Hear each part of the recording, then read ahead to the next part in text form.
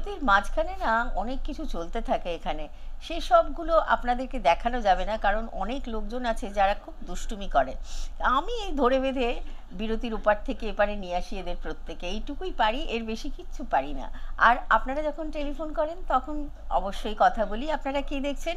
দেখছেন শনিবারের সাত সকালে সুর, কথায় সুরে নজরুল, নিবেদনে কলকাতার চ্যানেল ওয়ানের সঙ্গে বাংলাদেশের বাঁশরি।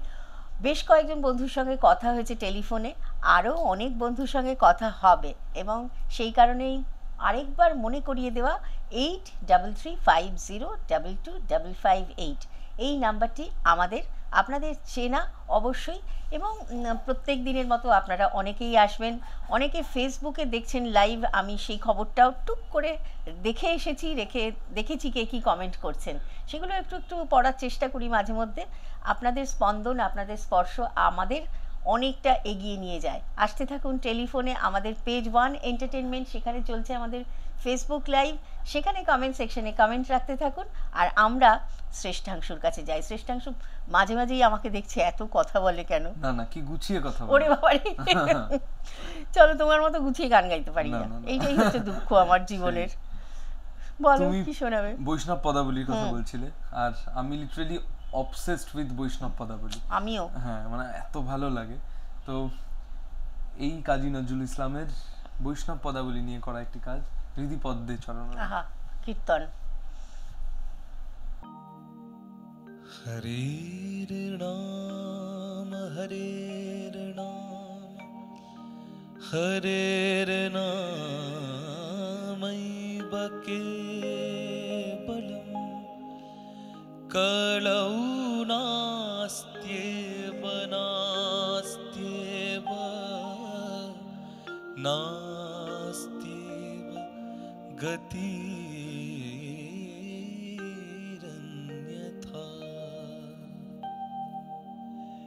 হৃদি পদ্মে চরণ রাখো, বাঁকা ঘন শ্যাম, বাঁকা শিখি পাখা নয়ন বাঁকা বঙ্কিম ঠান।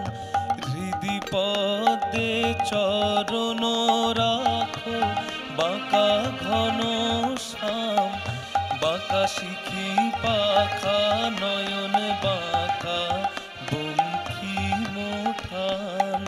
তুমি দাঁড়ায় ত্রিভঙ্গে, অধরে মুরলী ধরি দাঁড়ায় ত্রিভঙ্গে, বাঁকা শিখি পাখা নয়ন বাঁকা বঙ্কিম ঠান।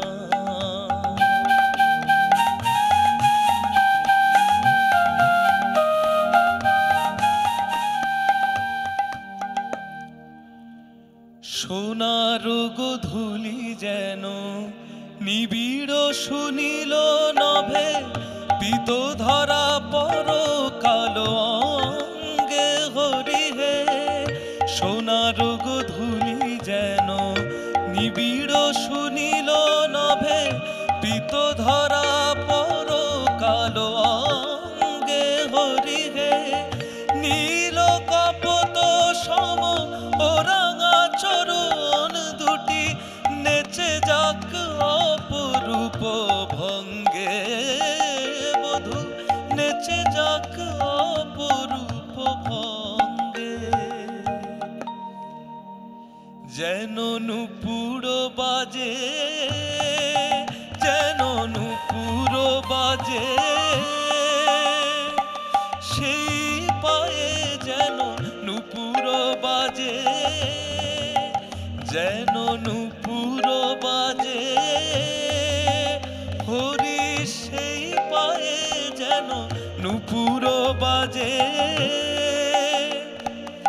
বনে নয় শ্যাম মন মাঝে যেন নূপুর বাজে, ওই চরণ জড়ায় পরাণ আমার।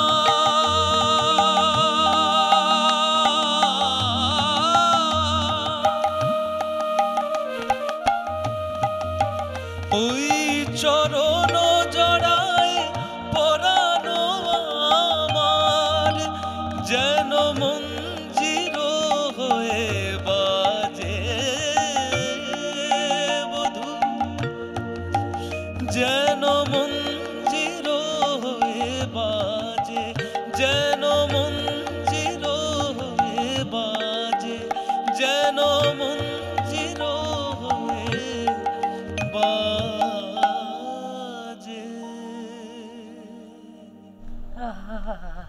এই গানের পর সত্যি সত্যি আমার কথা বলতে ইচ্ছেই করে না, বিশ্বাস করুন, কিন্তু কথা তো বলতেই হয়, সেটুকু আমার কাজ, আমার দায়িত্ব এগিয়ে নিয়ে যাওয়া।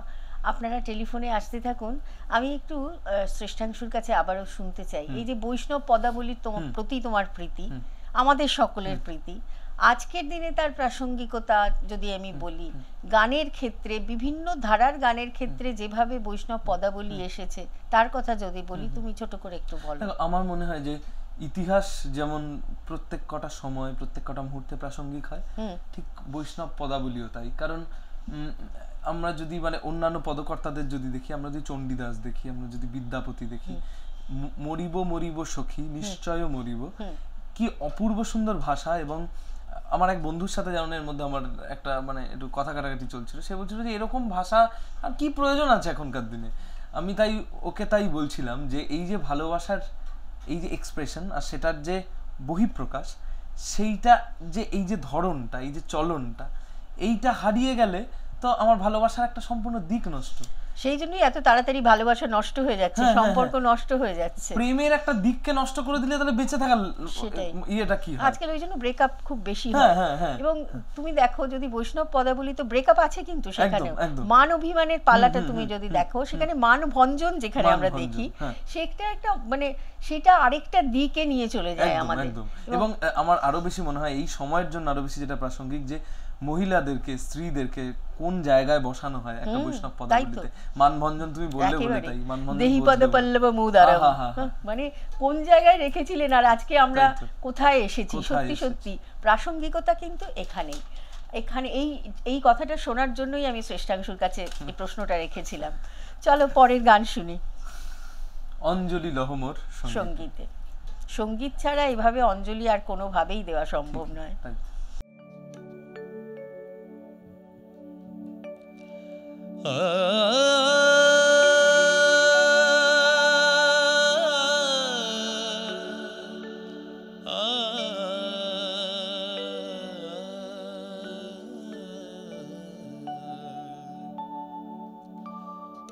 অঞ্জলি লহমর সঙ্গীতে, অঞ্জলি লহমর সঙ্গীতে, অঞ্জলি লহমর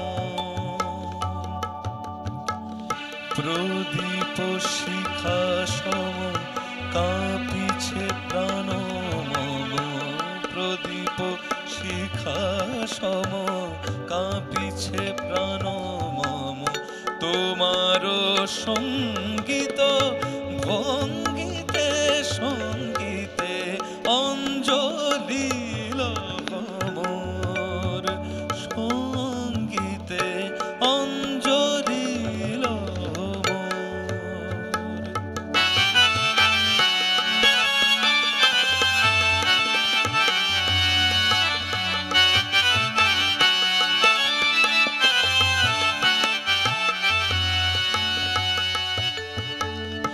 তোমার দেবালয়ে কি সুখে কি জানি,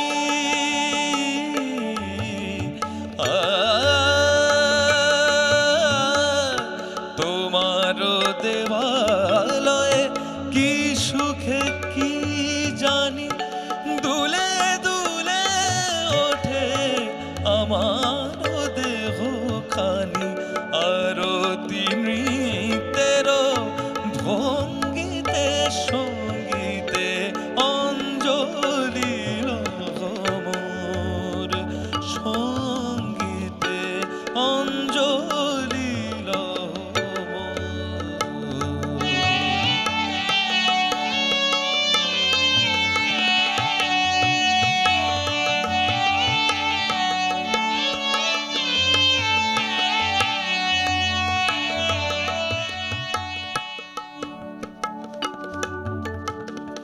পুলকে বিকশিল প্রেমের শতদল, গন্ধে রূপে রসে টলিছে টলমল, পুলকে বিকশিল প্রেমের শতদল, গন্ধে রূপে রসে টলিছে টলমল তোমার মুখে চাহি আমার বাণী যত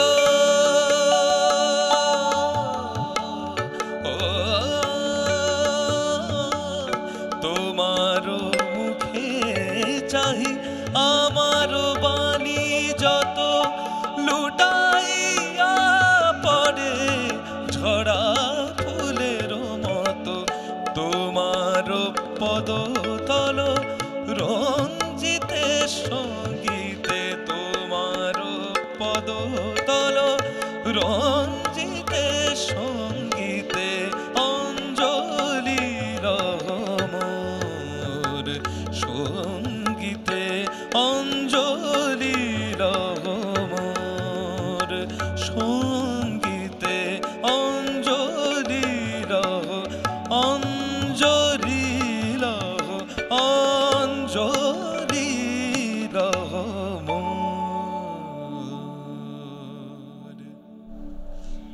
এই রাগটি আমার বড় প্রিয়, হ্যাঁ, তিলং, এবং তার সাথে এই গানের মধ্যেও কোথাও দেখো তুমি রূপকের মায়া রয়েছে, মায়া জাল।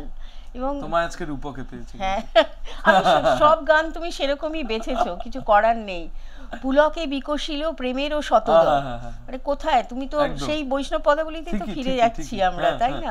তো তুমি এমন এমন গান শোনাবে, তো আমি তো বৈষ্ণব পদাবলীর কথা বলবোই, কারণ আমার ভীষণ প্রিয় সাবজেক্ট। আসলে তোমার কথা, কাজী সাহেবের গান, সব মিলিয়ে আজকে আমাদের একটা অদ্ভুত আধ্যাত্মিক মাহল তৈরি। একদমই। একটু অন্যদিকে নিয়ে যাবে নাকি? হ্যাঁ হ্যাঁ হ্যাঁ, নিয়ে চলো। কারণ এটা এই এমন এক মায়া না, সেখান থেকে আমরা বেরোতে চাই না, কিন্তু বেরোতে একটু হয় মাঝে মাঝে। তবে তুমি বিরহের কথা বলছিলে, এটা বিরহের গান। বিরহে থাকি, বিরহ বড় ভালো লাগে। পরদেশী মেঘ যাও রে ফিরে। টেলিফোনে একজন অপেক্ষা করছেন, ভারী প্রিয় মানুষ তিনিও। নমস্কার স্নেহাশিস, গুড মর্নিং। হ্যাঁ, নমস্কার। নমস্কার নমস্কার, কেমন আছো বলো?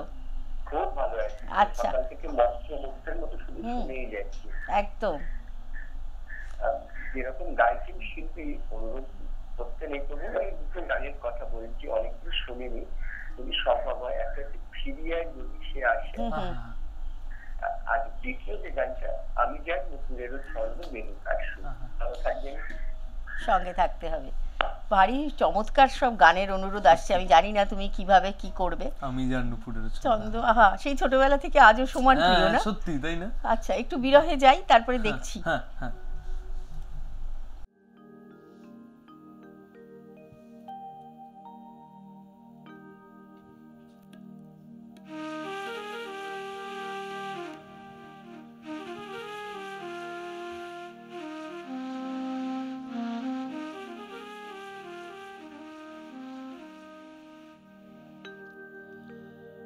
পরদেশী মেঘ যাও রে ফিরে, বলিও আমার পরদেশী মেঘ, পরদেশী মেঘ যাও রে ফিরে, বলিও আমার পরদেশী মেঘ, পরদেশী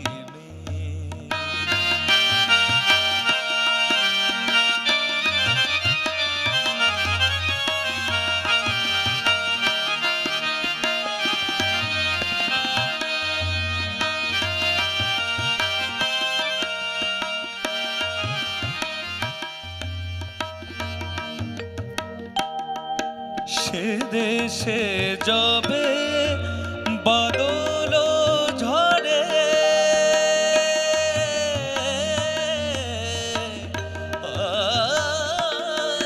সে দেশে যাবে বাদল ঝরে, কাঁদে না কি প্রাণ একলা ঘরে, বিরহ ব্যথা নাহি কি সেথা, বিরহ ব্যথা নাহি কি সেথা, বাজে না বাঁশি নদীর তীরে, পরদেশী মেঘ যাও রে ফিরে, বলিও আমার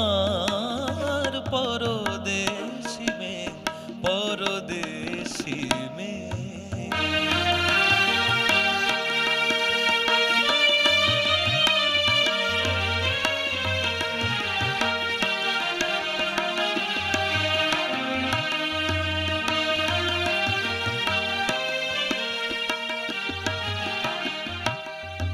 বাদল রাতে ডাকিলে পিয়া ডাকিলে পিয়া পিয়া পাপিয়া ডাকিলে পিয়া পিয়া পাপিয়া বেদনায় ভরে ওঠে না কিরে কাহারো হিয়া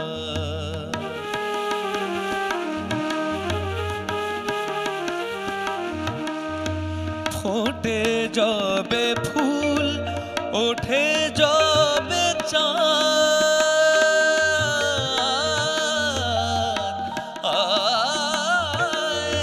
ওঠে যাবে ফোটে যাবে চাঁদ কাঁদে না কি প্রাণ নাহি কোনো স্বাদ দেয় না কেহ গুরু গঞ্জনা দেয় না কেহ গুরু গঞ্জনা সে দেশে বুঝি কুলবতী রে পরদেশি মেঘ যাও রে ফিরে বলিও আমার পরদেশি মেঘ পরদেশি মেঘ পরদেশি মেঘ পরদেশি মেঘ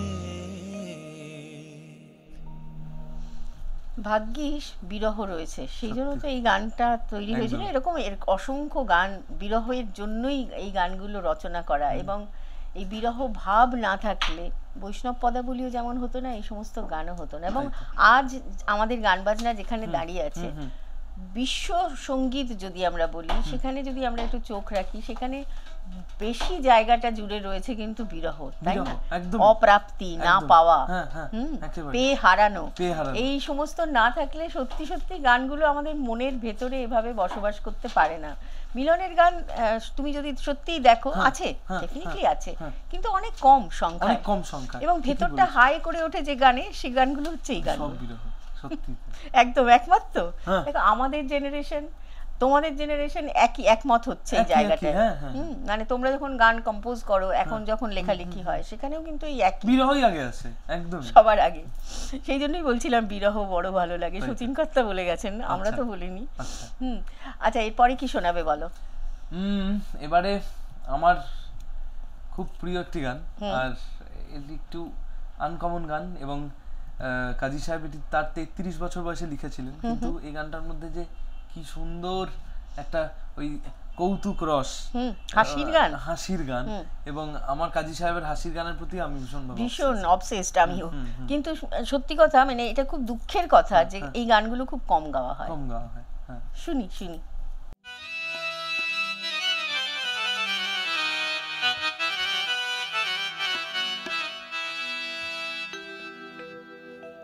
একি হাড় ভাঙা শীত এলো মামা, যেন সারা গায়ে ঘষে দিচ্ছে ঝামায়। কি হাড় ভাঙা শীত এলো মামা, যেন সারা গায়ে ঘষে দিচ্ছে ঝামায়। কি হাড় ভাঙা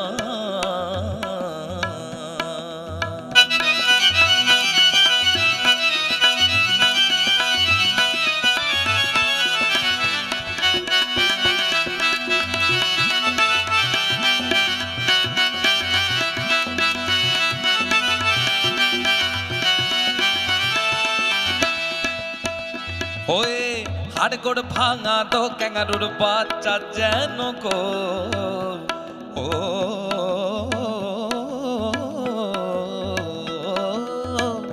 হয়ে হাড়গোড় ভাঙা দো ক্যাঙ্গারুর বাচ্চা যেন গো।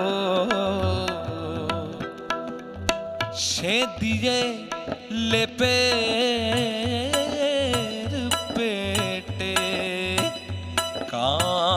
রে ভয়ে মরি থ গিন্নি ছুটে এসে চাপা দেয় যে ধামা গিন্নি ছুটে এসে চাপা দেয় যে ধামা কি হাড় ভাঙা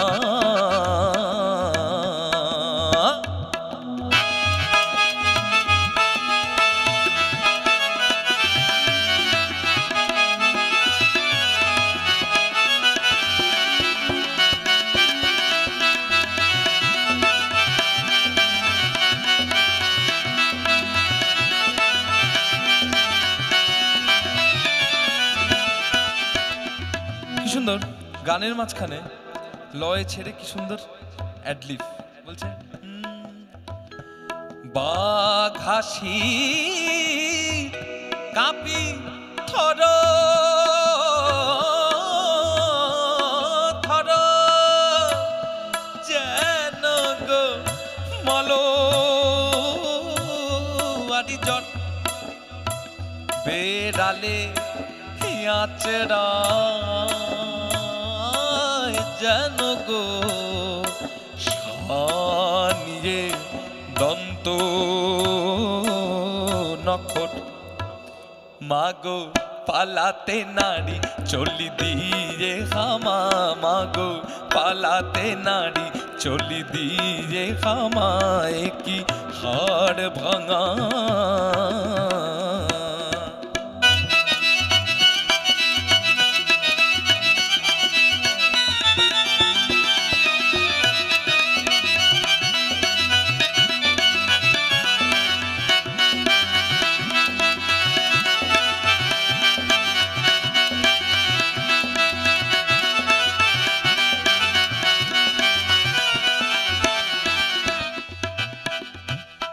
হাঁড়িতে চড়িয়ে আমায় উনুনে রাখো গো চড়ায় পেটে মোর ভরিয়ে তুলো বালাপোষ করো গো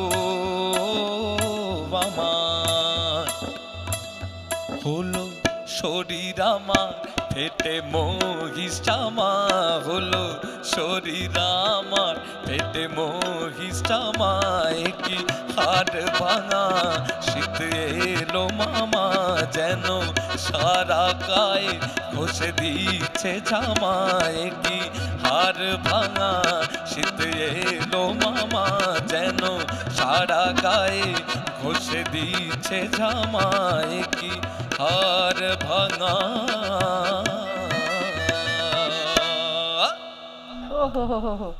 কতদিন পরে এই গানটা শুনলাম এবং সত্যি সত্যি ভীষণ একটা সুন্দর দিক হাসির গান এবং কৌতুকের মধ্যে এমন সুন্দর কিছু কিছু পাঞ্চ আছে। দেখো এই গানটা খুব সোজাসাপটা কথা কিন্তু কিন্তু গানের চলনে কাওয়ালি কোথাও একটা আছে এবং এত রকমের গান এত রকমের সুর বিভিন্ন জায়গা থেকে সঞ্চয় করে নিয়ে এসেছেন এবং অবশ্যই সেই সমস্ত মণিমুক্তকে নিজের গানে এমনভাবে দিয়ে গেছেন যে আমরা হয়তো দেখো আমাদের রুটে ফেরা যদি ধরি এই গান শুনতে শুনতেই আমি কাওয়ালির কথা যেই বললাম তোমার মনে হবে কি বাড়ি গিয়ে একটুখানি কাওয়ালি শুনি মানে এই যে রুটে ফেরা উৎসে ফেরা এই জায়গাগুলোই আসলে এই মানুষগুলোকে অনেকটা এগিয়ে রাখে এবং আমি বারবার করেই একটা কথা বলি শ্রেষ্ঠাংশু যে এই মানুষগুলো আছেন বলেই কিন্তু আমাদের পথ অনেকটা বেশি সুরেলা থাকে, তাই না? মানে আজকের দিনে দাঁড়িয়েও তোমাদের প্রজন্মের শিল্পীরা এই গানগুলো